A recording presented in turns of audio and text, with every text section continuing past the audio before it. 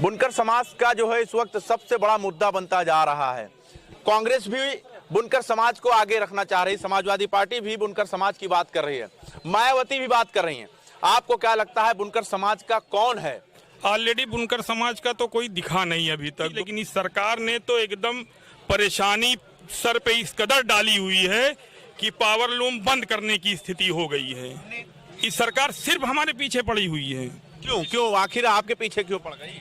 अब सरकार के पास कोई मुद्दा तो है नहीं।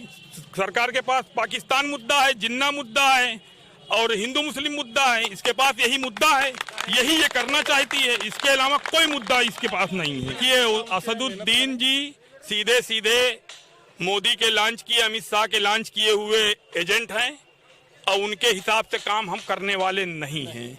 जिस हिसाब से उनका सुपड़ा बंगाल में साफ हुआ है, उसी तरीके उत्तर प्रदेश में साफ होगा।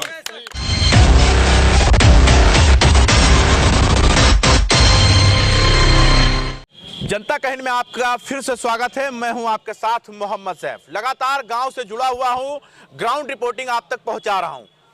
इस वक्त मैं अंबेडकर नगर टांडा विधानसभा 278 में खड़ा हूं, जहां पर बुनकर समाज के लोग ज्यादा पाए जाते हैं। और बुनकर समाज के लोगों का अब की 2022 में मूड क्या है और इनकी जो समस्या है उसका समाधान आखिर किस पार्टी से किया जाएगा, कौन होगा जो इनकी मदद करेगा, क्योंकि इनका साफ कहना है कि जब से भारतीय जनता पार्टी की सरकार बनी है कर्जे में हम डूब गए हैं।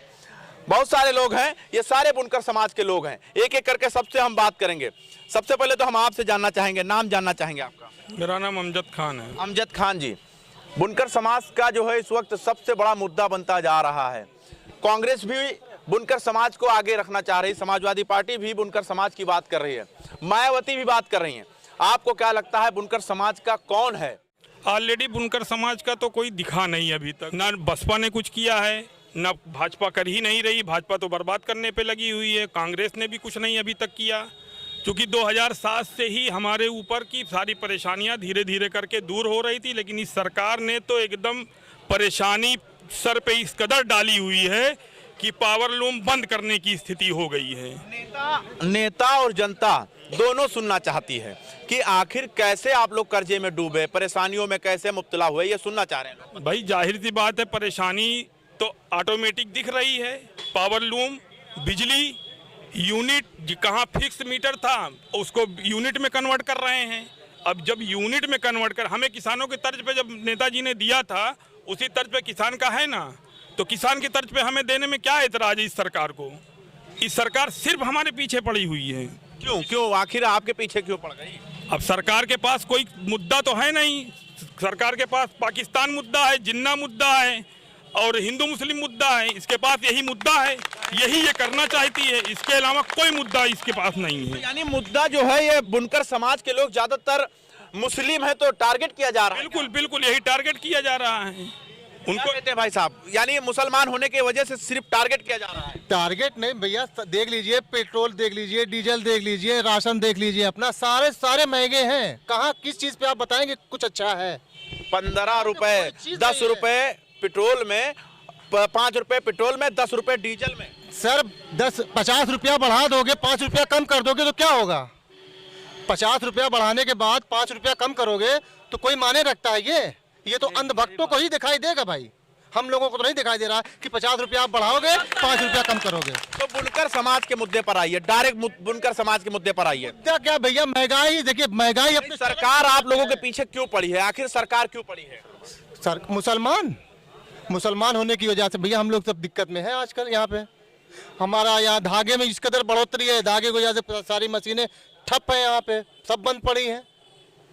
न कि सेठ के पास धागा नहीं है कि वो बोल रहा भैया कम चलाओ, मतलब ज्यादा मत चलाइए क्योंकि धागा बहुत महंगा है। क्यों क्या लगता है क्यों सरकार आप लोगों के पीछे पड़ गई है? क्यों लग रहा है ये मुसलमान की दुश्मन नहीं है, ये पूरे हिंदुस्तान के इंसानियत की दुश्मन है। क्योंकि आजकल आप लोग देख रहे होंगे ये कोई नया मुद्दा नहीं है कि बुनकरों को, बुनकर में अगर 100% लोग काम कर रहे हैं बुनकरी का, तो उसमें ज़्यादा से ज़्यादा 40% मुसलमान जुड़े, जबकि 60% हिंदू भाई जुड़े हुए हैं। तो ये मैं नहीं मानता कि सिर्फ मुसलमानों को परेशान किया जा रहा है, यहाँ पे हिंदुओं को लिया जा रहा है, सिखों को लिया जा रहा है। आखिर कौन सी कौम है जो इस सरकार में खुश है? मैं ये कहना चाह रहा हूँ लोगों को। और इस सरकार को अगर घेरने का काम किया है संसद से सड़क तक, वो है कांग्रेस पार्टी। और आप मैनिफेस्टो देख लीजिए कांग्रेस पार्टी का, उन्होंने कह दिया है कि फ्लैट रेट यहाँ के बुनकरों को पूरे उत्तर प्रदेश में फिक्स रेट दिया जाएगा और कटाई मिलें भी दी जाएंगी। आपको क्या चाहिए? एनटीपीसी वो यहाँ पे एक Tanda national thermal power corporation है, उसको भी कांग्रेस पार्टी ने दिया। यहाँ सीएससी है, उसको कांग्रेस पार्टी ने दिया। और यहाँ पे जो विपक्ष का रूल है, विपक्ष का रूल जिसको करना चाहिए वो नहीं कर पा रहे हैं। जो 32 साल से आपके पास भी आऊंगा, मैं आपके पास भी आऊंगा। क्या लगता है क्यों आखिर बीजेपी सरकार बुनकर समाज के पीछे पड़ गई है? इससे पहले मुलायम सिंह की सरकार में आपको राहत मिला, मायावती जी के सरकार में राहत मिला, भारतीय जनता पार्टी की सरकार में राहत आखिर बुनकर समाज को क्यों नहीं मिल रहा है? ये सरकार सिर्फ चंद लोगों की है, एकदम चंद लोगों की। चंद लोगों कौन लोग हैं? मतलब बड़े कारपोरेट्स जो है, बस उतनी लोगों की सरकार। मतलब उद्योगपतियों इतना है पूरी जनता का। उद्योगपतियों की है क्या? हाँ, उद्योगपतियों की है। क्या कहते हैं? ये तो कह रहे उद्योगपतियों की है। भाई साहब कहाँ गए? उद्योगपतियों की बता रहे हैं ये लोग बता रहे उद्योगपतियों की है। बेशक उद्योगपतियों की सरकार है, ये उन्हीं का काम हो रहा है, सारा काम अडानी अंबानी का ही हो रहा है देश में, और किसका काम हो रहा है? अभी आगे जाने में तो बता रहे हैं कि हमको और भी दिक्कत होती गल्ले पानी में। तो टांडा विधानसभा से लोगों का मूड क्या है 2022 में? साफ बोलिए। मूड क्या भैया, हम लोग तो देखिए समाजवादी पार्टी से हम लोग को मिलता है मामला, वही रहता है, हम लोग उसी पर रहते हैं समाजवादी तरफ। क्या लगता है आपका मूड क्या है?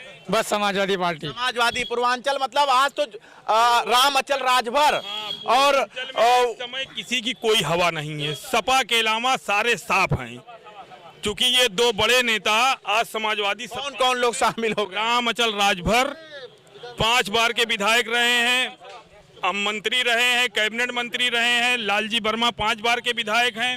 ये दोनों बड़े नेता शामिल हुए हैं आज राष्ट्रीय अध्यक्ष अखिलेश यादव जी के सामने।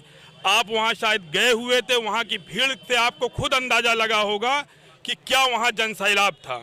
अभी तक का पूर्वांचल का सबसे बड़ा ऐतिहासिक मेला। तो यानी अखिलेश यादव आएंगे तो आप लोग का समस्या का समाधान हो जाएगा? बिल्कुल हो जाएगा। और कांग्रेस जो वादा कर रही है उसका क्या?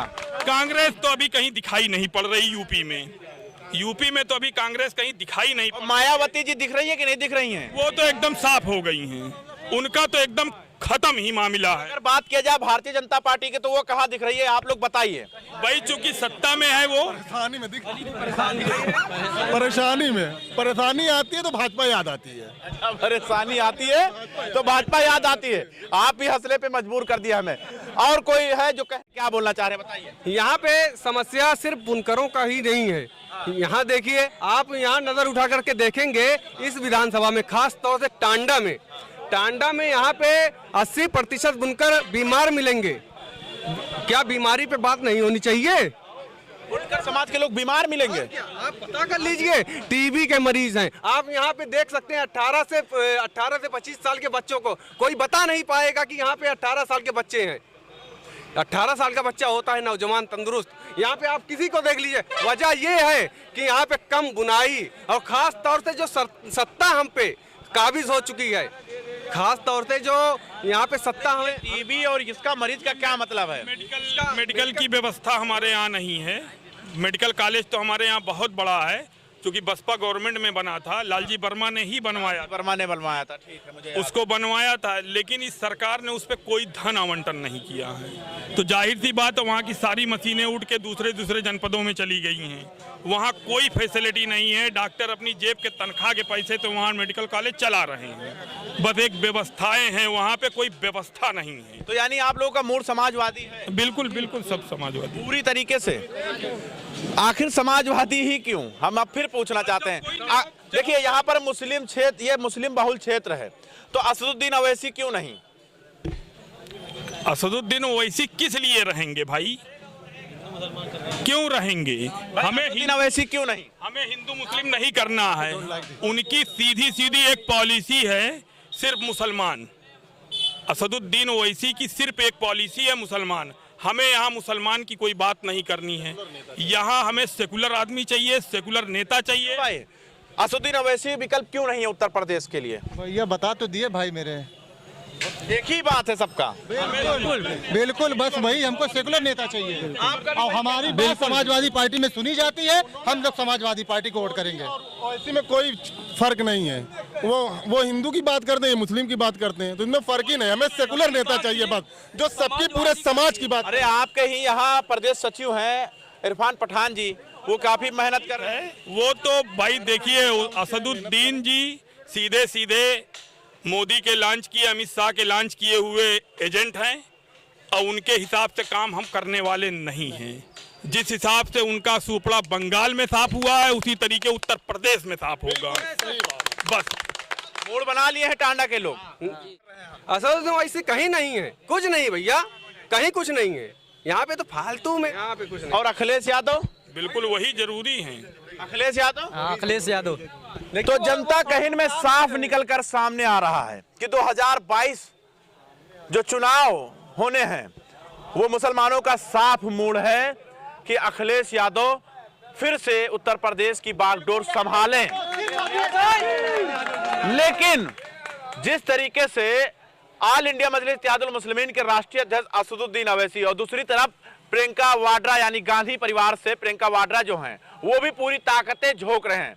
अब क्या लगता है कि कौन बनेगा उत्तर प्रदेश का अगला मुख्यमंत्री और बुनकर समाज की बात कौन उठाएगा? जनता कहिन देखते रहे। कैमरामैन चांद के साथ मैं मोहम्मद ज़ैफ, लखनऊ।